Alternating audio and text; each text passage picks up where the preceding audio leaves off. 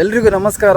ಎಲ್ಲರೂ ಹೇಗಿದ್ದೀರಾ? ತುಂಬ ಖುಷಿಯಾಗಿದ್ದೀರಾ? ನಾನು ಕೂಡ ತುಂಬ ಖುಷಿಯಾಗಿದ್ದೀನಿ. ಸೊ ನಾನು ನಿಮಗೆಲ್ಲ ಗೊತ್ತೇ ಇದೆ, ನಾನು India, Nepal, Bhutan cycle travel ಮಾಡ್ತಾಯಿದ್ದೀನಿ ಅಂತ.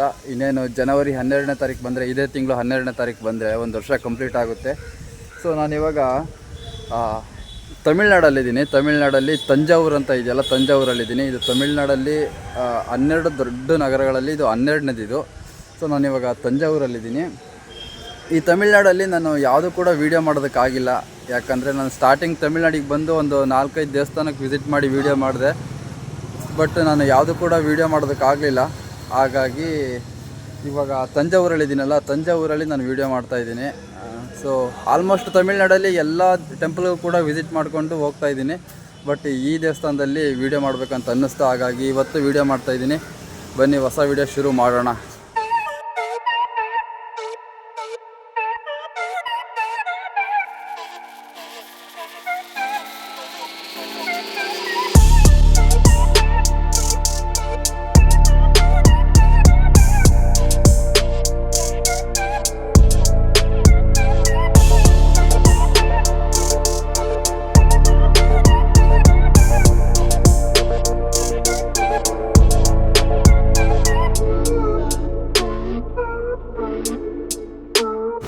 ಫೈನಲಿ ತಾಂಜಾವೂರಲ್ಲಿರೋ ಬೃಹದೇಶ್ವರ ಟೆಂಪಲ್ ಹತ್ರ ಬಂದೆ. ಇದನ್ನು ಬೃಹದೇಶ್ವರ ಟೆಂಪಲ್ ಅಂತಲೂ ಕೂಡ ಕರೀತಾರೆ, ಮತ್ತು ಶಿವನ ಟೆಂಪಲ್ ಅಂತಲೂ ಕರೀತಾರೆ. ಸೊ ಇಲ್ಲಿ ಹೊರಗಡೆ ಏನು ನೋಡ್ತಾ ಇದ್ದೀರಲ್ಲ, ಈ ಸ್ಟಾರ್ಟಿಂಗ್ ಗೇಟು, ಇದನ್ನು ಮರಾಠರು ಕಟ್ಟಿಸ್ತಾರೆ. ಮರಾಠರು ಅಂದರೆ ತಮಿಳುನಾಡಿನ ಮರಾಠರು ಇದನ್ನು ಕಟ್ಟಿಸ್ತಾರೆ. ಬಟ್ ಈ ದೇವಾಲಯ ಕಟ್ಟಿಸೋದು ಚೋಳರು ಕಟ್ಟಿಸ್ತಾರೆ. ಆದರೆ ಈ ಗೇಟ್ನ ಮಾತ್ರ ಮರಾಠರ ಕಾಲದಲ್ಲಿ ಅವರು ಇದನ್ನು ನಿರ್ಮಾಣ ಮಾಡ್ತಾರೆ. ಬನ್ನಿ ಒಳಗಡೆ ಹೋಗೋಣ.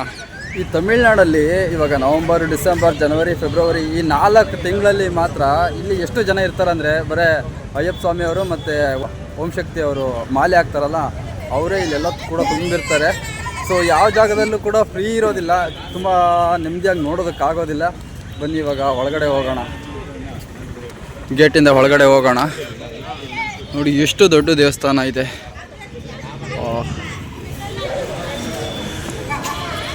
ಸೊ ಈ ಬೃಹದೇಶ್ವರ ಟೆಂಪಲ್ನ ಕಟ್ಟಿಸೋದು ರಾಜರಾಜ ಚೋಳರವರು. ಬಟ್ ಇದನ್ನು ತುಂಬ ರಾಜರು ಇದನ್ನು ಆಳ್ವಿಕೆ ಮಾಡ್ತಾರೆ. ಮರಾಠರಾಗಲಿ, ಪಾಂಡ್ಯರಾಗಲಿ ಮತ್ತು ಮದುರೈ ನಾಯಕರಾಗಲಿ ಅವರೆಲ್ಲರೂ ಕೂಡ ಬಂದು ಇಲ್ಲಿ ಆಳ್ವಿಕೆ ಮಾಡ್ತಾರೆ. ಕೊನೆಗೆ ಬ್ರಿಟಿಷರು ಕೂಡ ಬರ್ತಾರೆ, ಬ್ರಿಟಿಷರು ಕೂಡ ಇಲ್ಲಿ ಆಳ್ವಿಕೆ ಮಾಡ್ತಾರೆ.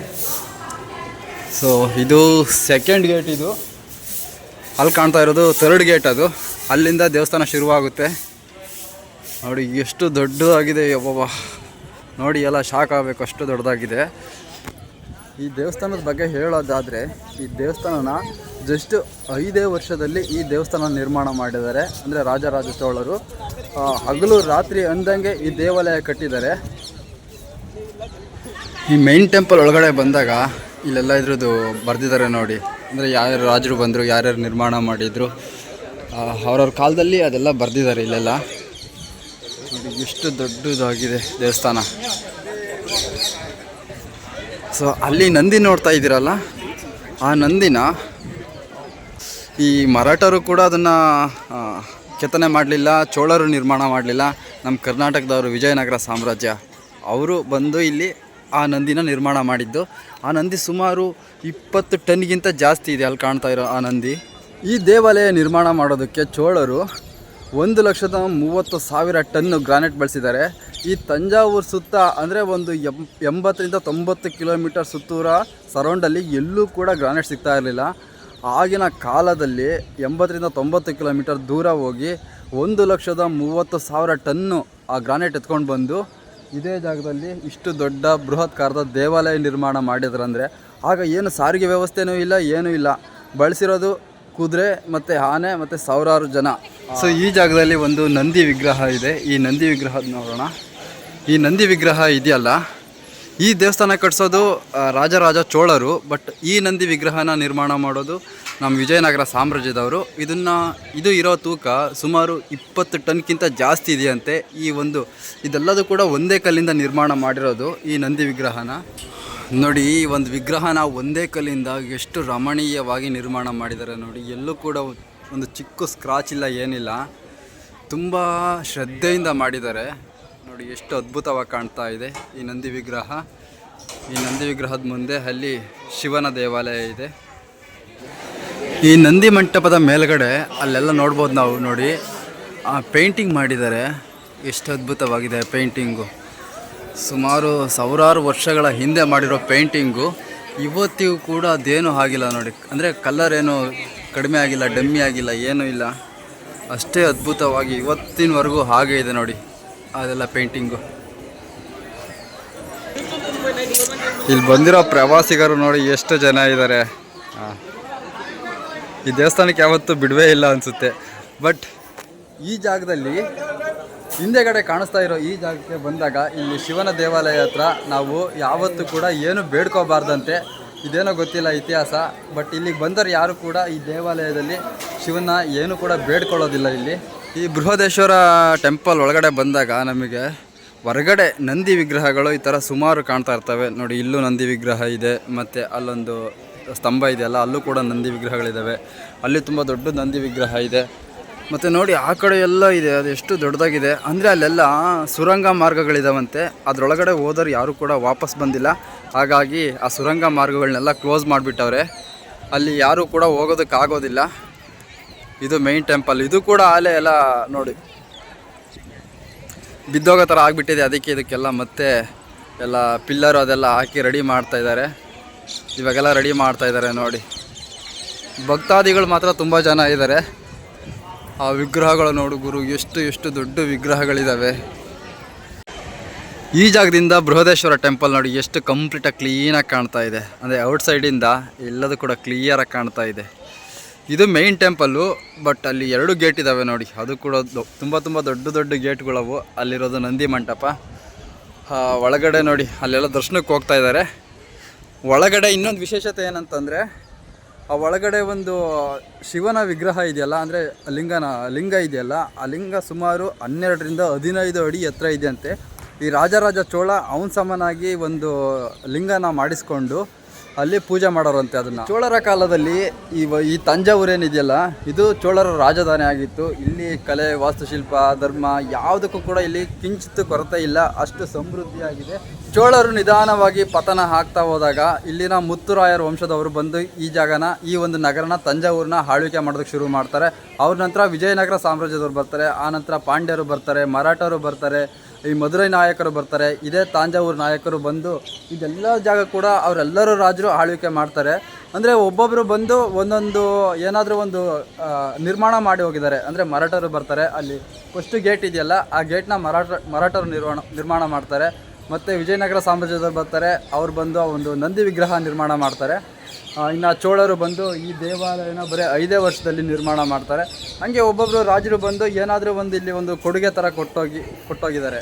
ಈ ಗೋಪುರದ ಮೇಲ್ಗಡೆ ಅಲ್ಲೊಂದು ದೊಡ್ಡ ಕಲ್ ಥರ ಇದೆ ನೋಡಿ, ದುಂಡಾಕಾರದ ಇದೆಯಲ್ಲ, ಅದು ಸುಮಾರು 80 ಕಾಲು ಟನ್ ಇದೆ. ಅದನ್ನು ಮೇಲ್ಗಡೆ ಇಡೋದಕ್ಕೆ ಇಲ್ಲಿಂದ ಅಲ್ಲಿ ಮೇಲ್ಗಡೆ ತಗೊಂಡೋಗೋದಕ್ಕಾಗೋದಿಲ್ಲ. ಹಾಗಾಗಿ ಆ ಚೋಳರು ಏನು ಪ್ಲ್ಯಾನ್ ಮಾಡ್ತಾರಂತಂದರೆ ಇಲ್ಲಿಂದ ಸುಮಾರು 7 ಕಿಲೋಮೀಟರ್ ಮಣ್ಣಿನ ಸೇತುವೆ ಕಟ್ತಾರೆ. ಅಂದರೆ ತುಂಬ ಬಲಿಷ್ಠವಾದ ಮಣ್ಣಿನ ಸೇತುವೆ ಕಟ್ಟಿಬಿಟ್ಟು ಅಲ್ಲಿಂದ ಆ ಕಲ್ಲನ್ನು ತಗೊಂಬರ್ತಾರೆ. ಅಂದರೆ ಆನೆ, ಕುದುರೆ ಮತ್ತು ಸಾವಿರಾರು ಜನ ಸೇರಿಕೊಂಡು ಆ ಒಂದು ಕಲ್ಲನ್ನು ಆ 7 ಕಿಲೋಮೀಟ್ರಿಂದ ಹಂಗೆ, ಅಂದರೆ ಈ ದೇವಸ್ಥಾನ ಎಷ್ಟು ಎತ್ತರ ಇದೆಯೋ ಅಷ್ಟು ಎತ್ತರ ಮಣ್ಣಿನ ಒಂದು ಸೇತುವೆ ಕಟ್ಟಿಬಿಟ್ಟು ತಗೊಂಡೋಗಿ ಮೇಲ್ಗಡೆ ಇಡೋದು. ಮತ್ತು ಇನ್ನೊಂದೇನಂತಂದರೆ ವರ್ಷದ 365 ದಿನ ಎಷ್ಟೇ ಬಿಸಿಲಿರಲಿ ಏನೇ ಇರಲಿ ಈ ದೇವಸ್ಥಾನದ ನೆರಳು ಕೂಡ ಈ ಭೂಮಿ ಮೇಲೆ ಬೀಳೋದಿಲ್ಲ. ಅದೊಂದು ವಿಶೇಷತೆ ಈ ಜಾಗದಲ್ಲಿ ತಂಜಾವೂರಲ್ಲಿ. ತಂಜಾವೂರು ದೇವಾಲಯ ನಿರ್ಮಾಣ ಮಾಡೋದಕ್ಕೆ ಕಾರಣ ಏನಂತಂದರೆ ರಾಜರಾಜ ಚೋಳ ಇದ್ದಾನಲ್ಲ, ಅವನ ಕನಸಲ್ಲಿ ಶಿವ ಬಂದುಬಿಟ್ಟು ನಂದು ಒಂದು ದೊಡ್ಡ ವಿಗ್ರಹ ಮಾಡಿಬಿಟ್ಟು ನಂದೊಂದು ದೊಡ್ಡ ದೇವಾಲಯ ಕಟ್ಟು ಅಂತ ಕನಸಲ್ಲಿ ಬಂದು ಹೇಳಿದಾಗ ಆ ಒಂದು ಖುಷಿನಲ್ಲಿ, ಎನರ್ಜಿನಲ್ಲಿ ಬರೀ 5 ವರ್ಷ ತಗೊಂಡು ಸಾವಿರಾರು ಜನ ಸೇರಿಕೊಂಡು ಈ ಒಂದು ದೇವಾಲಯ ನಿರ್ಮಾಣ ಮಾಡಿದ್ದಾರೆ ನೋಡಿ. ಈ ಒಂದು ಶಿವನ ದೇವಾಲಯ ಇದೆಯಲ್ಲ, ಇದ್ರ ನೆರಳು ಕೂಡ ಕೆಳಗಡೆ ಬೀಳೋದಿಲ್ಲ. ಅಂದರೆ ಈ ದೇವಾಲಯ ನಿರ್ಮಾಣ ಮಾಡೋ ಸಮಯದಲ್ಲಿ ರಾಜನಿಗೆ ಒಂದು ಭಯ, ಆತಂಕ ಶುರುವಾಗುತ್ತೆ. ಅಯ್ಯೋ, ಇಷ್ಟು ದೊಡ್ಡ ದೇವಾಲಯ ನಿರ್ಮಾಣ ಮಾಡ್ತಾಯಿದ್ದೀನಿ, ಮುಂದೇನಾದರೂ ಈ ಸುನಾಮಿ ಆ ಥರ ಏನಾದರೂ ಬಂದರೆ ತೊಂದರೆ ಆಗುತ್ತಾ ಅಂತ ಈಗ ಈ ದೇವಾಲಯ ನಿರ್ಮಾಣ ಮಾಡ್ತಾ ಇರೋ ಶಿಲ್ಪಿ ಹತ್ರ ಬಂದು ಕೇಳ್ತಾನೆ ರಾಜ. ಸೊ ಆ ಶಿಲ್ಪಿ ಹೇಳೋದು ಒಂದೇ ಮಾತು, ದೇವಾಲಯ ಬೀಳೋದಿರಲಿ, ಇದ್ರ ನೆರಳು ಕೂಡ ಭೂಮಿ ಮೇಲೆ ಬೀಳೋದಿಲ್ಲ, ಅಷ್ಟು ಭದ್ರವಾಗಿ ಈ ಒಂದು ದೇವಾಲಯ ನಿರ್ಮಾಣ ಮಾಡ್ತಾಯಿದ್ದೀನಿ ಅಂತ ಹೇಳಿದಾಗ ಆ ಮಾತಿಂದ ಇವತ್ತಿನವರೆಗೂ ಕೂಡ ಆ ನೆರಳು ಕೂಡ ಈ ಭೂಮಿ ಮೇಲೆ ಬೀಳ್ತಾ ಇಲ್ಲ. ಅಷ್ಟು ಅದ್ಭುತವಾಗಿ, ಅಷ್ಟು ಸ್ಟ್ರಾಂಗ್ ಆಗಿ ಕಟ್ಟಿದ್ದಾರೆ ಈ ದೇವಾಲಯನ. ನಾವಿಲ್ಲಿ ನೋಡ್ತಾ ಇರ್ಬೋದು ಈ ಬೇಸ್ ಎಲ್ಲ ಯಾವ ಥರ ಹಾಕಿದ್ದಾರೆ ಮತ್ತು ಅದ್ರ ಮೇಲೆ ಒಂದು ಲೇಯರ್ ಕಟ್ಟಿದ್ದಾರೆ, ಹಾಗೆ ಅದೆಲ್ಲ ಕಟ್ಕೊಂಡು ಹೋಗಿದ್ದಾರೆ. ಮತ್ತು ಇದ್ರದ್ದೆಲ್ಲದ್ರ ಬಗ್ಗೆ ಬರೆದಿದ್ದಾರೆ ನೋಡಿ, ಈ ದೇವಾಲಯದ ಬಗ್ಗೆ ಅವ್ರ ಭಾಷೆನಲ್ಲೆಲ್ಲ ಬರೆದಿದ್ದಾರೆ. ಮತ್ತು ಎಷ್ಟು ದೊಡ್ಡ ದೊಡ್ಡ ಕೆತ್ತನೆಗಳು ನೋಡಿ ಹೇಗಿದ್ದಾವೆ, ತುಂಬ ಎತ್ತರ ಇದೆ ಗುರು ಈ ದೇವಸ್ಥಾನ. ಇದೆಲ್ಲದು ಕೂಡ ಗ್ರಾನೈಟು, ಅಂದರೆ ಇದೆಲ್ಲ ಕಲ್ಲು ಬೇರೆ ಸುಮಾರು ಒಂದು 60-80 ಕಿಲೋಮೀಟರ್ ದೂರ ಹೋಗಿ ಈ ಒಂದು ಕಲ್ಲುಗಳನ್ನೆಲ್ಲ ತಗೊಬಂದು ಕೆತ್ತನೆ ಮಾಡಿ ಕಟ್ಟಿರೋದು. ಅಂದರೆ ಈ ದೇವಾಲಯ ಕಟ್ಟೋದು ಹಗಲು ರಾತ್ರಿ ಎಂದಂಗೆ 5 ವರ್ಷ ಸತತವಾಗಿ ಕಟ್ತಾರೆ.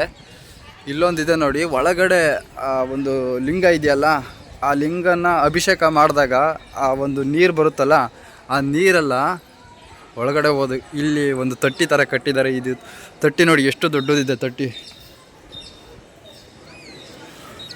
ಸೊ ಆ ಕಲ್ಲು ನೋಡಿ, ಅದು ನೀರು ಬರೋದಕ್ಕೇ ಎಷ್ಟು ಚೆನ್ನಾಗಿ ಮಾಡಿದ್ದಾರೆ. ಅದ್ರ ಕೆಳಗಡೆ ಒಬ್ರನ್ನ ಕೆತ್ತನೆ ಮಾಡಿದ್ದಾರೆ. ಓ ಮೈ ಗಾಡ್, ನೋಡಿ ಹೇಗೆ ಕಟ್ಟಿದ್ದಾರೆ. ಬರಲೇಬೇಕು ಗುರು, ಇಂಥ ದೇವಸ್ಥಾನಗಳನ್ನೆಲ್ಲ ಲೈಫಲ್ಲಿ ಒಂದ್ಸಲ ನೋಡಲೇಬೇಕು. ನೋಡಿ ಇದೆಲ್ಲ ಹೇಗಿದೆ.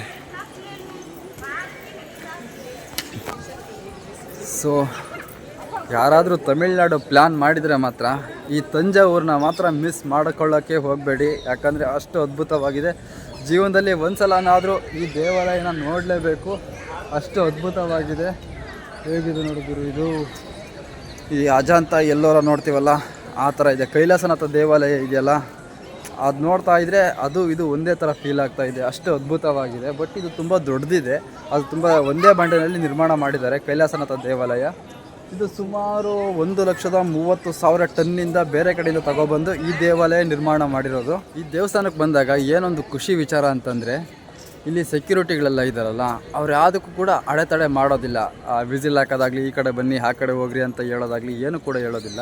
ಇಲ್ಲಿರೋ ಪ್ರವಾಸಿಗರೆಲ್ಲ ಬಂದು ಎಲ್ಲ ಕಡೆ ಬೇಕಾದ್ರೂ ಕುತ್ಕೋಬೋದು, ಅಡ್ಡಾಡ್ಬೋದು, ಮಲ್ಕೋಬೋದು. ಬಟ್ ಇಲ್ಲಿರೋ ವಿಗ್ರಹಗಳನ್ನ ಕೀಳೋ ಥರ ಅದೇನು ಮಾಡೋ ಹಾಗಿಲ್ಲ, ಅದು ಮಾಡಬಾರ್ದು. ಬಟ್ ಇಲ್ಲಿಗೆ ಬಂದರೆ ತುಂಬ ಖುಷಿ ಸಿಗುತ್ತೆ, ಒಂದು ಸ್ಯಾಟಿಸ್ಫ್ಯಾಕ್ಷನ್ ಸಿಗುತ್ತೆ. ಮತ್ತು ಈ ದೇವಾಲಯಕ್ಕೆ ಯಾವುದು ಕೂಡ ಫೀಸ್ ಇಲ್ಲ, ಟಿಕೆಟ್ ಇಲ್ಲ, ಏನೂ ಇಲ್ಲ, ಫ್ರೀ ಇರುತ್ತೆ.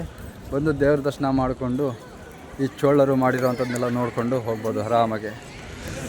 ಸೊ ಇಷ್ಟೊತ್ತು ಹೊರಗಡೆ ನೋಡಿದ್ವಿ, ಇವಾಗ ಒಳಗಡೆ ಹೋಗೋಣ. ಒಳಗಡೆ ಕ್ಯಾಮ್ರಾ ಅಲೋ ಇಲ್ಲ, ಅಂದರೆ ಈ DSLR ಕ್ಯಾಮ್ರಾ ಆಗಲಿ ಆ ಥರ ಯಾವುದು ಅಲೋ ಇಲ್ಲ ಅನಿಸುತ್ತೆ. ಬಟ್ ಮೊಬೈಲು ಗೊತ್ತಿಲ್ಲ, ಆದಷ್ಟು ಟ್ರೈ ಮಾಡೋಣ ಒಳಗಡೆ ವೀಡಿಯೋ ಮಾಡೋದಕ್ಕೆ. ಬನ್ನಿ ಒಳಗಡೆ ಹೋಗೋಣ ಇವಾಗ. ಈ ಜಾಗದಲ್ಲಿ ಫಾರಿನರ್ಸಿಗೆ ಮಾತ್ರ ಹಬ್ಬ. ಯಾಕಂದರೆ ಬೇರೆ ಕಡೆ ಹೋದರೆ ಫಾರಿನರ್ಸ್ಗೆ ಡಬಲ್ ಚಾರ್ಜ್ ಆಗ್ತಾರೆ, ಅಂದರೆ 500 ರೂಪಾಯಿ ಮೇಲೆ ಹಾಕ್ತಾರೆ. ಇಲ್ಲಿ ಒಂದು ಒಳ್ಳೆ ಶಿಲ್ಪಕಲೆ ಇದೆ, ಅದೆಲ್ಲದೂ ಕೂಡ ಇಲ್ಲಿ ನೋಡೋದಕ್ಕೆ ಅವರಿಗೆ ಫ್ರೀಯಾಗಿ ಸಿಗುತ್ತೆ. ಹಾಗಾಗಿ ಇಲ್ಲಿಗೆ ಫಾರಿನರ್ಸ್ ಕೂಡ ತುಂಬ ಅಂದರೆ ತುಂಬ ಜನ ಬರ್ತಾರೆ. ಈ ಗೇಟಿಂದ ದರ್ಶನಕ್ಕೆ ಹೋಗಿ ಅಲ್ಲೊಂದು ಗೇಟ್ ಇದೆಯಲ್ಲ, ಅದು ಎಕ್ಸಿಟು, ಇದು ಎಂಟ್ರೆನ್ಸು. ಇವಾಗ ನಾವು ಇಲ್ಲಾಸಿ ಹೋಗೋಣ ಬನ್ನಿ ಒಳಗಡೆ. ಅಲ್ಲಿ ಕಾಣ್ತಾ ಇರೋ ಆ ದೇವಸ್ಥಾನದ ಒಳಗಡೆ ಇವಾಗ ಹೋಗ್ತಾ ಇದ್ದೀನಿ. ಆ ಲಿಂಗ ಎಷ್ಟು ಎತ್ತರ ಇದೆ, ಅದು ಎಷ್ಟು ಅಡಿ ಇದೆ, ಎಷ್ಟು ಅಗಲ ಇದೆ, ಅದನ್ನೆಲ್ಲ ನೋಡಿಕೊಂಡು ಬರೋಣ ಬನ್ನಿ ಒಳಗಡೆ. ಒಬ್ಬರು ಅಜ್ಜಿ ನೋಡಿ 1/4 ಗಂಟೆಯಿಂದ ಹತ್ತುತ್ತಾ ಇದ್ದಾರೆ, ಒಂದು 4 ಮೆಟ್ಲು ಕೂಡ ಹತ್ತೋದಕ್ಕೆ ಆಗ್ತಾಯಿಲ್ಲ ಪಾಪ, ತುಂಬ ಕಷ್ಟಪಡ್ತಾ ಇದ್ದಾರೆ. ಸೊ ಅವ್ರ ಫ್ಯಾಮಿಲಿ ಎಲ್ಲ ಇದೆ, ಕರ್ಕೊಂಡು ಬರ್ತಾ ಇದ್ದಾರೆ. ಇವಾಗ ನಾವು ಒಳಗಡೆ ಹೋಗೋಣ, ಮೇಲ್ಗಡೆ ಹೋಗೋಣ. ವಾವ್, ಇದು ನೋಡಿ ಗುರು ಹೆಂಗಿದೆ, ಸಖತ್ತಾಗಿದೆ.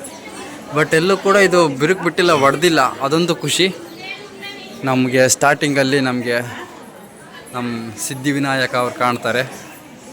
ಒಂದು ದರ್ಶನ ತಗೊಂಡು ಸರಿಯಾದ ಸೊ ವಿಡಿಯೋ ಮಾಡಿಕೊಂಡು ಒಳಗಡೆ ಹೋಗೋಣ. ನೋಡಿ ದರ್ಶನ ಮಾಡಿಕೊಂಡು. ನೋಡಿ ಇದು ಸ್ನೇಕ್, ಇದು ಈ ಸ್ನೇಕು ಇದು ಎಲಿಫೆಂಟ್ ತಿಂತಾ ಇದೆ ನೋಡಿ. ಅಂದರೆ ಹಿಂದೆಗಡೆ ಬಾಲದಿಂದ ತಿಂತಾ ಇದೆ ನೋಡಿ. ಇದು ಹಾಂ, ಇದು ಅಡಕ್ಕರದು ಮನುಷ್ಯ ಮಣಿದನ್. ಹಾಂ ಮಣಿದನ್. ಓಕೆ ಅಡಕ್ಕರದು ಮಣಿದನ್. ಸೂಪರ್. மனிதன் அடக்கிறது காட். ஓகே. எல்லாத்த விட காட் பெருசு. Okay thank you. ಎಲ್ಲ ಇருக்கு, ಒಂದಿನ ಕಾಂಪ. ಸೊ ನಾನು ಇದನ್ನು ಸುಮ್ಮನೆ ಹಿಂಗೆ ನೋಡ್ಕೊಂಡು ಹೋಗ್ತಾ ಇದ್ದೆ. இது எலிஃபண்ட் திங்கிற அளவுக்கு இந்த ஸ்னேக் இருக்கு. ಓಕೆ ಓಕೆ ಓಕೆ இது அடக்கிற அளவுக்கு ಹಾಂ ಒಳಗಡೆ ಅಂತೂ ಹೋಗ್ತಾ ಇದ್ದೀನಿ ನೋಡಿ, ಎಷ್ಟು ದೊಡ್ಡ ಕ್ಯೂ ಇದೆ. ಮತ್ತು ದೇವಸ್ಥಾನ ನೋಡ್ಕೊಂಬಿಡಿ, ಎಷ್ಟು ಅದ್ಭುತವಾಗಿ ಒಳಗಡೆ ಕಟ್ಟಿದ್ದಾರೆ ನೋಡಿ ಹೇಗಿದೆ.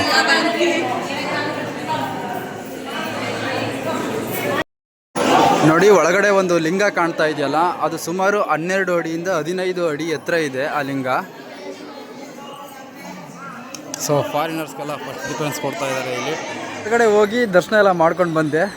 ಇನ್ನೊಂದು ವಿಶೇಷ ಏನಂತಂದರೆ, ಇಲ್ಲಿ ಈ ದೇವಾಲಯದಲ್ಲಿ ಈ ಶಿವನ ಹತ್ರ ಯಾರು ಕೂಡ ಏನು ಬೇಡ್ಕೊಳ್ಬಾರ್ದಂತೆ, ಏನು ಕೂಡ ಕೇಳ್ಕೊಬಾರ್ದು ಬೇಡ್ಕೋಬಾರ್ದಂತೆ. ಹಾಗಾಗಿ ಏನು ಬೇಡ್ಕೊಳ್ಳಿಲ್ಲ, ಕೇಳ್ಕೊಳ್ಳಿಲ್ಲ, ಸುಮ್ಮನೆ ಕೈ ಮುಗಿದು ಈ ಒಂದು ಬಟ್ಟೆ ಹಿಡಿಸ್ಕೊಂಡು ಹಾಗೆ ಮುಂದೆ ಬಂದೆ. ಇನ್ನು ಒಳಗಡೆ ಲಿಂಗದ ವಿಶೇಷತೆ ಏನು ಹೇಳೋದಾದರೆ, ಬೇಸಿದೆಯಲ್ಲ, ಆ ಬೇಸ್ ಸುಮಾರು ಒಂದು 15 ಅಡಿ ಇದೆ. 15 ಅಡಿ ಇದೆ. ಸುಮಾರು ಹೈಟು 12ರಿಂದ 15 ಅಡಿ ಇದೆ. ಸೊ ತುಂಬ ದೊಡ್ಡ ಲಿಂಗ ಇದು. ತುಂಬ ವಿಜೃಂಭಣೆಯಿಂದ ಅಲಂಕಾರ ಮಾಡಿದ್ದಾರೆ ಆ ಶಿವಲಿಂಗಕ್ಕೆ. ಸೊ ತುಂಬ ಖುಷಿ ಆಯಿತು ಒಳಗಡೆ ಹೋಗಿ, ಬೇಗ ದರ್ಶನ ಆಯಿತು ಅಂತ ಹೇಳಿ. ಸೊ ಇವಾಗ ಇನ್ನೂ ಸುತ್ತಮುತ್ತ ಆ ಕಡೆ ಎಲ್ಲ ನೋಡಿಕೊಂಡು ಹೋಗೋಣ ಬನ್ನಿ. ಈ ಚೋಳರಿದ್ದಾರಲ್ಲ, ಇವರು ಶಿವನ ಆರಾಧಕರು ಮತ್ತು ಶಿವನ ತುಂಬ ಅತಿ ಹೆಚ್ಚು ಪೂಜಿಸ್ತಾರೆ. ಇಲ್ಲಿ ಒಂದು ಶಿವನ ದೇವಾಲಯ ಕಟ್ಟಿಬಿಟ್ಟು ಇಲ್ಲಿ ನೋಡ್ತಾ ಇದ್ದೀರಲ್ಲ, ಈ ದೇವಾಲಯ ಇದು ಪಾರ್ವತಿ ದೇವಾಲಯ. ಒಳಗಡೆ ಕೂಡ ವಿಡಿಯೋ ಅಲೋ ಮಾಡೋದಕ್ಕೆ ಬಿಡಲಿಲ್ಲ. ಸೊ ಈ ಶಿವನ ದೇವಾಲಯಕ್ಕಿಂತ ಅತಿ ಹೆಚ್ಚು ವಿಗ್ರಹಗಳನ್ನ, ಚಿಕ್ಕ ಚಿಕ್ಕ ವಿಗ್ರಹಗಳನ್ನ ನಾವು ಈ ಪಾರ್ವತಿ ದೇವಾಲಯದಲ್ಲಿ ನೋಡ್ಬೋದು. ಅಂದರೆ ತುಂಬ ಸಣ್ಣ ಪುಟ್ಟ ವಿಗ್ರಹಗಳನ್ನ ಕೆತ್ತನೆ ಮಾಡಿದ್ದಾರೆ. ತುಂಬ ಅದ್ಭುತವಾಗಿದೆ ಒಳಗಡೆ ಮಾತ್ರ. ಬಟ್ ಒಳಗಡೆ ವಿಡಿಯೋ ಅಲೋ ಮಾಡೋದಿಲ್ಲ ಅಷ್ಟೇ. ಪ್ರವಾಸಿಗರು ನೋಡು ಗುರು, ಎಷ್ಟು ಜನ ಬರ್ತಾ ಇದ್ದಾರೆ. ಇಷ್ಟು ದೊಡ್ಡ ಬಾಗಿಲಲ್ಲಿ ಒದ್ದಾಡ್ತಾ ಇದ್ದಾರೆ ಬರೋದಕ್ಕೆ, ಅಷ್ಟು ಜಾಗ ಇಲ್ಲ, ಅಷ್ಟು ಜನ ಬರ್ತಾ ಇದ್ದಾರೆ ನೋಡಿ. ತುಂಬ ದೊಡ್ಡ ದೇವಾಲಯ, ತುಂಬ ವಿಶಾಲವಾಗಿದೆ. ಸುಮಾರು ಒಂದು 50,000 ಜನ ಬಂದ್ರೂ ಆರಾಮಾಗಿ ನೋಡ್ಬೋದು ನಿಂತ್ಕೊಂಡು ಈ ದೇವಾಲಯನ. ಅಷ್ಟು ಒಂದು ವಿಸ್ತೀರ್ಣದಲ್ಲಿ ಈ ದೇವಾಲಯ ನಿರ್ಮಾಣ ಮಾಡಿದ್ದಾರೆ. ತುಂಬ ಚೆನ್ನಾಗಿದೆ. ಇವತ್ತೊಂದು ಇಲ್ಲಿ ಒಳ್ಳೆ ಗುಡ್ ಫೀಲ್ ಆಗ್ತಾ ಇದೆ, ಯಾಕಂದರೆ ಮಳೆ ಬೇರೆ ಬರೋ ಥರ ಇದೆ. ಒಂದು ಹೊಸ ಜಾಗ ನೋಡ್ತಾ ಇದ್ದೀನಿ. ಮತ್ತು ಅಲ್ಲಿ ಪೇಂಟಿಂಗ್ ಇದೆ ನೋಡಿ, ಆ ಪೇಂಟಿಂಗ್ ಮಾತ್ರ ತುಂಬ ಅದ್ಭುತವಾಗಿದೆ. ನಾನು ಅದನ್ನು ಅಜಂತ ಎಲ್ಲೋರದಲ್ಲಿ ನೋಡಿದ್ದೆ. ನೆಕ್ಸ್ಟ್ ನೋಡ್ತಾ ಇರೋದು ಇದೇ ಜಾಗದಲ್ಲಿ, ಮಧ್ಯಪ್ರದೇಶದಲ್ಲಿ ಗ್ವಾಲಿಯರ್, ಅಲ್ಲೊಂದು ಪ್ಯಾಲೇಸ್ ಇತ್ತು, ಅಲ್ಲಿ ನೋಡಿದ್ದೆ ಅಷ್ಟೇ. ಸೊ ನೋಡಿ ಹೇಗಿದೆ.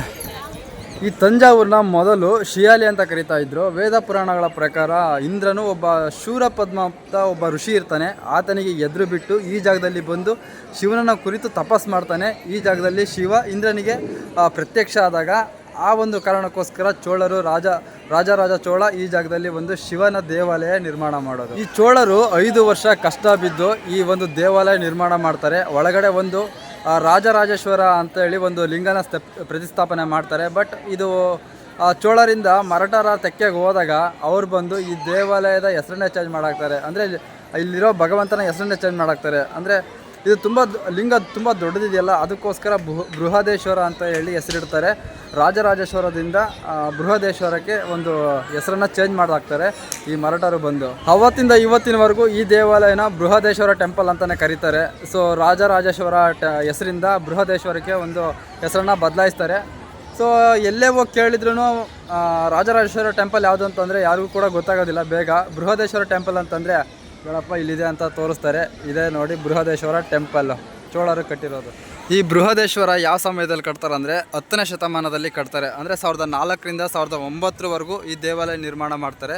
ಅಂದರೆ ಈ ಒಂದು ಈ ಬೃಹತ್ಕಾರದ ದೇವಾಲಯ ನಿರ್ಮಾಣ ಮಾಡೋದಕ್ಕೆ ಸುಮಾರು 5 ವರ್ಷಗಳ ಕಾಲ ರಾಜರಾಜೇಂದ್ರ ಚೋಳರ ವಂಶದವರು ಇದನ್ನು ನಿರ್ಮಾಣ ಮಾಡ್ತಾರೆ, ಹಗಲು ರಾತ್ರಿ ಅಂದಂಗೆ. ಸೊ ಈ ದೇವಾಲಯ ನಿರ್ಮಾಣ ಮಾಡೋದು ರಾಜರಾಜೇಂದ್ರ ಚೋಳ ರಾಜನಿಗೆ ಕನಸಲ್ಲಿ ಬಂದು ಶಿವ ನಂದೊಂದು ದೇವಾಲಯ ನಿರ್ಮಾಣ ಮಾಡು ನೀವಿರೋ ಜಾಗದಲ್ಲಿ ಅಂದಾಗ ಇದೇ ಜಾಗದಲ್ಲಿ 5 ವರ್ಷಗಳ ಕಾಲ ಸಮಯ ತಗೊಂಡು ಒಂದು ದೇವಾಲಯ ನಿರ್ಮಾಣ ಮಾಡ್ತಾರೆ. ಈ ಶಿವನ ಟೆಂಪಲ್ ಹತ್ರ ಅಲ್ಲಿ ಒಂದು ಪಾರ್ವತಿ ದೇವಸ್ಥಾನ ಇದೆ, ಮತ್ತು ಅಲ್ಲೊಂದು ನಂದಿ ವಿಗ್ರಹ ಇದೆ. ಇಲ್ಲಿ ನಾನು ಯಾವತ್ತೂ ಕೂಡ ಈ ಒಂದು ದೇವರನ್ನು ನೋಡಿರಲಿಲ್ಲ, ಅಂದರೆ ಈ ದೇವರ ಹೆಸರು ಕೇಳಿರಲಿಲ್ಲ. ಇಲ್ಲಿ ಒಂದು ದೇವರಿದೆ ನೋಡಿ, ಇದು ವರಹಿ ಮಾತಾ ಅಂತೆ. ಇದು ವರಹಿ ಮಾತಾ. ನಾನು ಇಷ್ಟು ದಿನ ವರಹ ದೇವ್ರನ್ನ ನೋಡಿದ್ದೆ. ನನ್ನ ಹಿಂದೆಗಡೆ ಒಂದು ಗೋಪುರ ನೋಡ್ತಾ ಇದ್ದೀರಲ್ಲ, ಅದು ಸುಮಾರು 66 ಮೀಟರ್ ಇದೆ, ಅಂದರೆ 216 ಅಡಿ ಇದೆ. ಸೊ ಅದ್ರ ನೆರಳು ಕೂಡ ಇವತ್ತಿನವರೆಗೂ ಅದ್ರ ನೆರಳು ಕೂಡ ಭೂಮಿ ಮೇಲೆ ಬೀಳೋದಿಲ್ಲ. ಅಷ್ಟು ಭದ್ರವಾಗಿ ಕಟ್ಟಿದ್ದಾರೆ, ಅಷ್ಟು ದೊಡ್ಡದಾಗಿ ಕಟ್ಟಿದ್ದಾರೆ.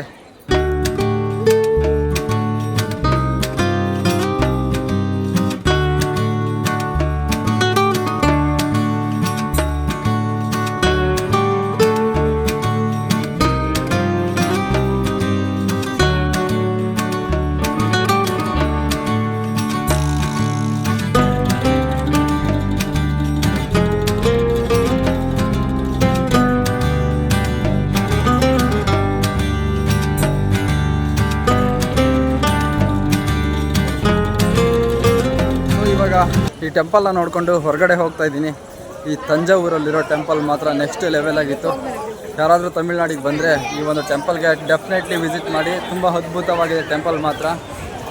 ನೋಡಿ, ಈ ಟೆಂಪಲ್ನ ನೋಡಬೇಕಂತ ಬೇರೆ ಬೇರೆ ದೇಶದಿಂದ ಎಲ್ಲ ಬರ್ತಾ ಇದ್ದಾರೆ ಗುರು. ಎಲ್ಲರೂ ಕೂಡ ನಿಜವಾಗ್ಲೂ ಈ ಟೆಂಪಲ್ಗೆ ಬರಲೇಬೇಕು, ಅಷ್ಟು ತುಂಬ ಚೆನ್ನಾಗಿದೆ. ಸೊ ನೋಡಿ, ಒಳ್ಳೆ ದೊಡ್ಡ ಟೂರಿಸ್ಟ್ ಪ್ಲೇಸ್ ಆಗಿಬಿಟ್ಟಿದೆ ಇದಂತೂ. ಸೊ ಇಲ್ಲಿ ನೋಡ್ತಾ ಇರೋ ಗೇಟು ಇದು ಮರಾಠಿ ಗೇಟ್ವೇ ಅಂತಾರೆ. ಮರಾಠರು ನಿರ್ಮಾಣ ಮಾಡಿರೋ ಗೇಟ್ ಇದು. ಸೊ ಹೊರಗಡೆ ಹೋಗ್ತಾ ಇದ್ದೀನಿ. ಸೊ ನಾನಿವಾಗ ಹೋಗ್ತಾ ಇರೋದು ತಾಂಜಾವೂರು ನೋಡಿಕೊಂಡು ತಿರ್ಚಿ ಕಡೆ ಹೋಗ್ತಾ ಇದ್ದೀನಿ. ತಿರ್ಚಿ ಇಲ್ಲಿಂದ 60 ಕಿಲೋಮೀಟರ್ ಇದೆ ಅನಿಸುತ್ತೆ. ಸೊ ತಿರ್ಚಿಗೆ ಹೋಗ್ತಾ ಇದ್ದೀನಿ. ಇವತ್ತು ಸಂಜೆ ಒಳಗಡೆ ತಿರ್ಚಿ ಒಳಗಡೆ ಇರಬೇಕು. ಬನ್ನಿ ಹೊರಡೋಣ. ತಾಂಜಾವೂರು ಮಾತ್ರ ನೆಕ್ಸ್ಟ್ ಲೆವೆಲ್ ಆಗಿತ್ತು, ಅದ್ಭುತವಾಗಿತ್ತು ನೋಡೋದಕ್ಕೆ ಮಾತ್ರ. ಸೊ ಎಲ್ಲಾದರೂ ಬ್ರೇಕ್ಫಾಸ್ಟ್ ಮಾಡಿಕೊಂಡು ತಿರ್ಚಿ ಕಡೆ ಪಯಣ ಬೆಳೆಸೋಣ. ಮಳೆ ಬೇರೆ ಬರೋ ಹಾಗಾಗಿದೆ. ನೆನ್ನೆಲ್ಲ ಸಿಕ್ಕಾಬಟ್ಟೆ ಮಳೆ ಬಂತು. ಇವತ್ತು ಮೋಡ ಕವಿದ ವಾತಾವರಣ ತುಂಬಿದೆ. ನೋಡೋಣ, ಮಳೆ ಬಂದರೂ ಬರ್ಬೋದು, ಬರದೇ ಇರ್ಬೋದು. ಮತ್ತು ಟ್ರಾವೆಲ್ ಮಾತ್ರ ಸ್ಟಾಪ್ ಮಾಡೋದಿಲ್ಲ,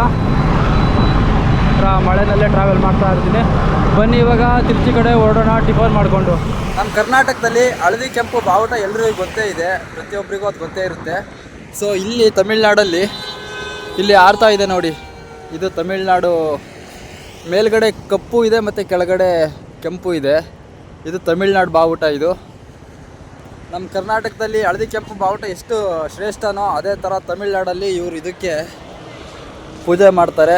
ಇದಕ್ಕೆ ತುಂಬ ಗೌರವ ಕೊಡ್ತಾರೆ ಈ ತಮಿಳ್ನಾಡು ಜನಗಳು. ಪ್ರತಿಯೊಂದು ಊರಲ್ಲಿ ದೊಡ್ಡ ದೊಡ್ಡ ಬಿಲ್ಡಿಂಗ್ ಮೇಲೆ ಮತ್ತು ದೊಡ್ಡ ದೊಡ್ಡ ಸಿಟಿನಲ್ಲಿ ಎಲ್ಲ ಕಡೆ ಕೂಡ ಈ ಬಾವುಟ ಹಾರ್ತಾ ಇರುತ್ತೆ. ಸೊ ನಾನಿವಾಗ ತಾಂಜಾವೂರಿಂದ ತಿರ್ಚಿ ಕಡೆ ಹೋಗ್ತಾ ಇದ್ದೀನಿ. ಎಲ್ಲೂ ಕೂಡ ಟಿಫನ್ ಮಾಡೋಕ್ಕಾಗಲಿಲ್ಲ, ಟೈಮು 1:30 ಆಗಿದೆ. ಬಟ್ ಇಲ್ಲೊಂದು ಹೋಟೆಲ್ ಇದೆ. ಈ ಹೋಟೆಲ್ ಹತ್ರ ಇವ್ರ ಹತ್ರ ಕೇಳೋಣ ಊಟ. ಅಣ್ಣಾಜಿ ನಮಸ್ತೆ, 1 ಮಿನಿಟ್. मेरा all India travelling 2 years travel, पैसा नहीं यात्रा, विदाउट मनी ट्रैवल, थोड़ा हेल्प करता है खाना? हाँ फ्री खाना, फ्री. हाँ सापाट free, without money travel. Thank you bro, ಬಹು ಧನ್ಯವಾದ. ಸೊ ಇದು ನಾನ್ ವೆಜ್ ಹೋಟೆಲ್ಲು. ಏನು ಮಾಡೋದಕ್ಕಾಗೋದಿಲ್ಲ ನಾನ್ ವೆಜ್ಜು.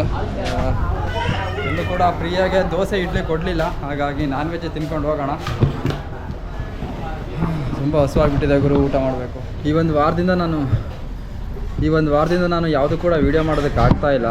ಅಂದರೆ ನಾನು ಬರೀ ಟೆಂಪಲ್ಗೆ ಅಷ್ಟೇ ಹೋಗ್ತಾ ಇದ್ದೀನಿ. ಸೊ ಹಾಗಾಗಿ ಎಲ್ಲೂ ಕೂಡ ವೀಡಿಯೋ ಮಾಡ್ತಾಯಿಲ್ಲ. ತಮಿಳ್ನಾಡಲ್ಲಿ ಒಂದು ವಾರದಿಂದ ಊಟಕ್ಕೆ ತುಂಬಾ ಕಷ್ಟಪಡ್ತಾ ಇದ್ದೀನಿ. ಬಟ್ ಅದು ಯಾವುದು ಕೂಡ ನಾನು ವೀಡಿಯೋ ಮಾಡಿ ತೋರಿಸ್ತಾ ಇಲ್ಲ. ಬಟ್ ಇವತ್ತು ಅದೇ ತಾಂಜಾವೂರು ಹೋಗಿದ್ನಲ್ಲ, ಹಾಗಾಗಿ ಒಂದು ವೀಡಿಯೋ ಇರಲಿ ಅಂತೇಳಿ ವೀಡಿಯೋ ಮಾಡ್ತಾಯಿದ್ದೀನಿ ಅಷ್ಟೇ. ಬಟ್ ಒಂದು ವಾರದಿಂದ ಊಟಕ್ಕೆ ತುಂಬಾ ತೊಂದರೆ ಆಗ್ತಾಯಿದೆ. ಡೈಲಿ ಒಂದು 2 ಇಡ್ಲಿ ಇಲ್ಲ 1 ದೋಸೆ ತಿನ್ಕೊಂಡು ಟ್ರಾವೆಲ್ ಮಾಡ್ತಾಯಿದ್ದೀನಿ ಅಷ್ಟೇ. ಸೊ ಇವತ್ತೇನೋ ಚಿಕನ್ ರೈಸ್ ಕೊಡ್ತಾ ಇದ್ದಾರೆ. ಇವತ್ತು ಹೊಟ್ಟೆ ತುಂಬ ತಿನ್ಕೊಂಡು ಈ ಕಡೆ ತಿರ್ಚಿ ಕಡೆ ಹೋಗ್ತಾ ಇದ್ದೀನಿ. ಏನೋ ಒಂಥರ ವೀಡಿಯೋ ಮಾಡೋದಕ್ಕೆ ಮನಸ್ಸಿಲ್ಲ, ಯಾಕಂದರೆ ವ್ಯೂಸ್ ಬರ್ತಾ ಇಲ್ಲ, ಏನೂ ಇಲ್ಲ. ತುಂಬ ಫೀಲ್ ಆಗ್ತಾಯಿದೆ, ಬೇಜಾರಾಗ್ತಾಯಿದೆ. ಮಾಡಿದ್ದಾಯಿತು. ಅಣ್ಣವ್ರಿಗೆ ಥ್ಯಾಂಕ್ಸ್ ಹೇಳಿ ಹೊಡೋಣ. ಅಣ್ಣ, your name? Aravind. Thank you ಅಣ್ಣ, ಬಹುತ್ ಧನ್ಯವಾದ. ಖಾನಾ ಬಹುತ್ ಅಚ್ಚಾ. ಥ್ಯಾಂಕ್ ಯು ಸರ್, ಬಹುತ್ ಧನ್ಯವಾದ. ಓಕೆ. ಸೊ ಇವಾಗ ಇಲ್ಲಿಂದ ತಿರ್ಚಿ ಕಡೆ ಹೊರಡೋಣ. ತಿರ್ಚಿ ಇಲ್ಲಿಂದ 32 ಕಿಲೋಮೀಟರ್ನ ಇದೆ. ಸೊ ತುಂಬ ಹಸುವಾಗಿತ್ತಲ್ವ, ಸ್ವಲ್ಪ ಜಾಸ್ತಿ ಊಟ ಮಾಡಿಬಿಟ್ಟೆ. ಹಾಗಾಗಿ ಒಂದು 10 ನಿಮಿಷ ಎಲ್ಲಾದರೂ ಕೂತ್ಕೊಂಡು ರೆಸ್ಟ್ ಮಾಡಿ ಆನಂತರ ತಿರ್ಚಿ ಕಡೆ ಹೊರಡೋಣ. ಎಲ್ಲಾದರೂ ರೆಸ್ಟ್ ಮಾಡಬೇಕು. ಯಾವುದಾದ್ರೂ ಒಂದು ಮರದ ಹತ್ರ ಹೋಗಿ ಬನ್ನಿ ಹೊರಡೋಣ.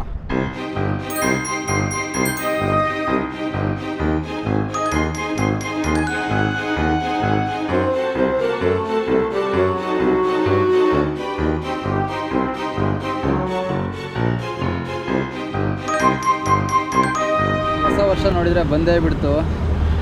ನಾನು ಟ್ರಾವೆಲ್ ಶುರು ಮಾಡಿ ಜನವರಿ 12ನೇ ತಾರೀಕು ಬಂದರೆ 1 ವರ್ಷ ಕಂಪ್ಲೀಟ್ ಆಗುತ್ತೆ. ಸೊ ಯೂಟ್ಯೂಬಲ್ಲಿ 7,800 ಜನ ಸಬ್ಸ್ಕ್ರೈಬರ್ಸ್ ಇದ್ದಾರೆ. ನನ್ನ ಟ್ರಾವೆಲ್ ನೋಡಿ ನಾನು ತುಂಬ ರಿಕ್ವೆಸ್ಟ್ ಮಾಡ್ಕೊಂಡಾಗ ನೀವೆಲ್ಲ ಸಬ್ಸ್ಕ್ರೈಬ್ ಮಾಡ್ಕೊಂಡಿರೋದಕ್ಕೆ ಎಲ್ರಿಗೂ ತುಂಬ ಥ್ಯಾಂಕ್ಸ್ ಹೇಳ್ತಾ ಇದ್ದೀನಿ. ಸೊ ಇನ್ನೂ ತುಂಬ ಜನ ವೀಡಿಯೋ ನೋಡ್ತಾರೆ ಬಟ್ ಸಬ್ಸ್ಕ್ರೈಬ್ ಮಾಡ್ಕೊಂಡಿಲ್ಲ. ಅವ್ರದ್ರೂ ಕೇಳ್ಕೊಳ್ಳೋದೊಂದೇ, ಆದಷ್ಟು ಬೇಗ ಸಬ್ಸ್ಕ್ರೈಬ್ ಮಾಡ್ಕೊಳ್ಳಿ. ಸೊ 2024 ನನಗಂತೂ ಗೊತ್ತಿಲ್ಲ ಯಾವ ಥರ ಮುಗಿದೋಯ್ತಾ. ಸೊ 2024ರಲ್ಲಿ ಸುಮಾರು 2 ದೇಶ ತಿರ್ಕೊಂಡು ಒಂದು 24 ರಾಜ್ಯ ತಿರ್ಕೊಂಡು ಬಂದೆ. ಇವಾಗ 2025ಕ್ಕೆ ಬೇರೆ ಏನಾದರೂ ಪ್ಲ್ಯಾನ್ ಮಾಡಬೇಕು. ಸೊ ಯೂಟ್ಯೂಬಿಂದ ಏನೂ ಆಗ್ತಾಯಿಲ್ಲ ನನಗೆ.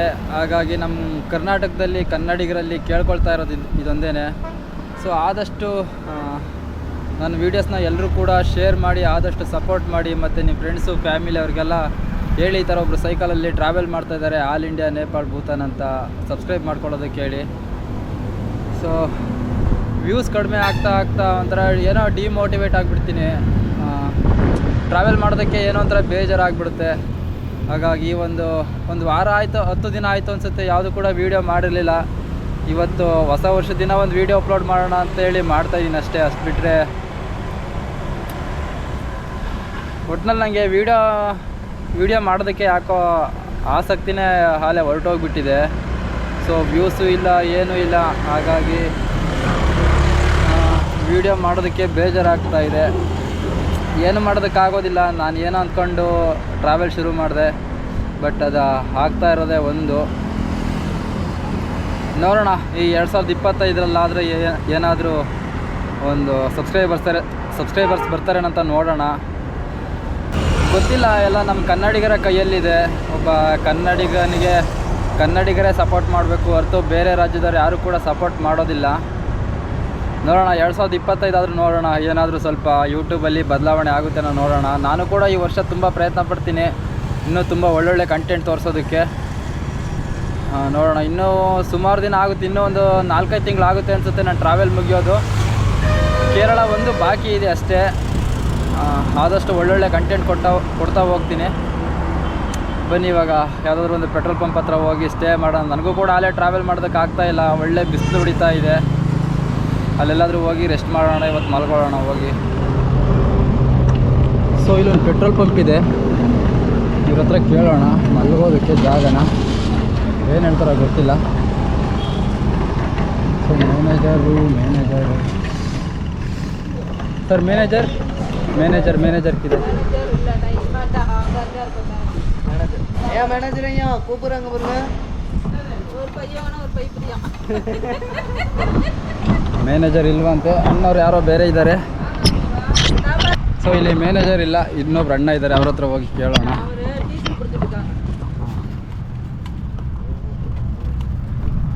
ಏನು ಹೇಳ್ತಾರೋ ಗೊತ್ತಿಲ್ಲ, ಕೇಳೋಣ. ಅಣ್ಣಾಜಿ ನಮಸ್ತೆ.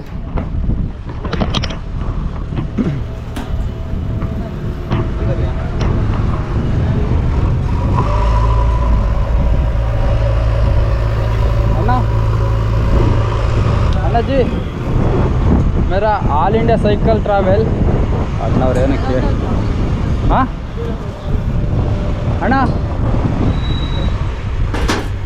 ನೋಡಿದ್ರು ಇವರು ರೆಸ್ಪಾನ್ಸೇ ಮಾಡ್ತಾ ಇಲ್ಲ.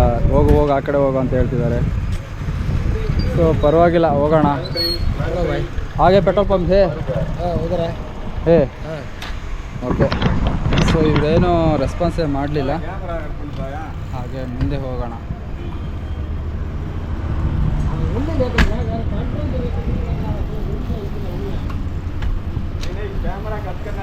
हाँ कट हो गया.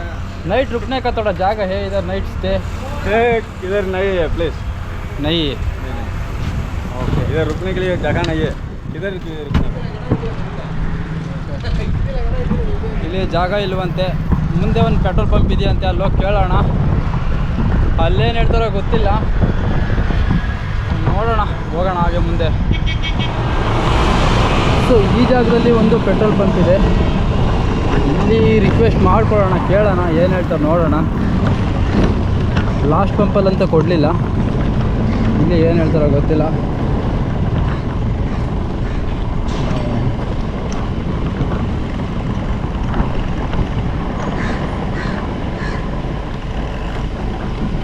सर मैनेजर नमस्ते मैडम, मेरा नाम Santosh from Karnataka Bengaluru, all India travel. Night रुकने का थोड़ा जगह है, night stay. Tomorrow morning 5 o'clock Trichy चलता है, नाइट स्टे थोड़ा। स्टे पड़ रही है। हाँ stay outside, inside office room नहीं, outside only. Okay thank you madam. Your नाम? Rukmini. Okay last HP petrol pump, no permission. तो थैंक यू। उधर है प्लेस है। ओके அதுதான் ரூம் எல்லாம் நம்மள்ட்ட கிடையாது. ಹಾಂ ಔಟ್ಸೈಡ್ ಔಟ್ ಸೈಡ್ தான். ಹಾಂ ಓಕೆ ಅಲ್ಲಿ ಡ್ರೈವರು ರೆಸ್ಟ್ ಪ್ಲೇಸ್ ಇದೆ, ಡ್ರೈವರ್ ರೆಸ್ಟ್ ಪ್ಲೇಸ್. ಹಾ. ಓಕೆ ಓಕೆ ಇವತ್ತು ಆ ಜಾಗದಲ್ಲಿ ಸ್ಟೇ ಮಾಡ್ಕೊಂಡಿದ್ದು.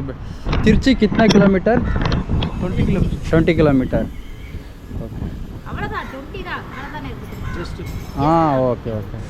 ಸೊ ಈ ವಿಡಿಯೋ ಇಷ್ಟ ಆಗಿದೆ ಅಂದ್ಕೊಳ್ತೀನಿ. ಲೈಕ್ ಮಾಡಿ, ಕಮೆಂಟ್ ಮಾಡಿ, ಮತ್ತು ಶೇರ್ ಮಾಡಿ, ಸಬ್ಸ್ಕ್ರೈಬ್ ಮಾಡಿ. ಫ್ರೆಂಡ್ಸು ಫ್ಯಾಮಿಲಿ ಅವ್ರಿಗೆಲ್ಲರಿಗೂ ಕೂಡ ಈ ವಿಡಿಯೋನ ಶೇರ್ ಮಾಡಿ. ಜೈ ಹಿಂದ್, ಜೈ ಕರ್ನಾಟಕ. ಈ ವಿಡಿಯೋ ನಿಮ್ಗೆ ಇಷ್ಟ ಆಗಿದ್ರೆ ನಿಮಗೆ ಎಷ್ಟು ಅಮೌಂಟ್ ಹಾಕಬೇಕು ಅನಿಸುತ್ತೋ ಅಷ್ಟು ಅಮೌಂಟ್ ಹಾಕಿ ನನ್ನ ಜರ್ನಿನ ಇನ್ನಷ್ಟು ಸಪೋರ್ಟ್ ಮಾಡ್ತಾಯಿರಿ.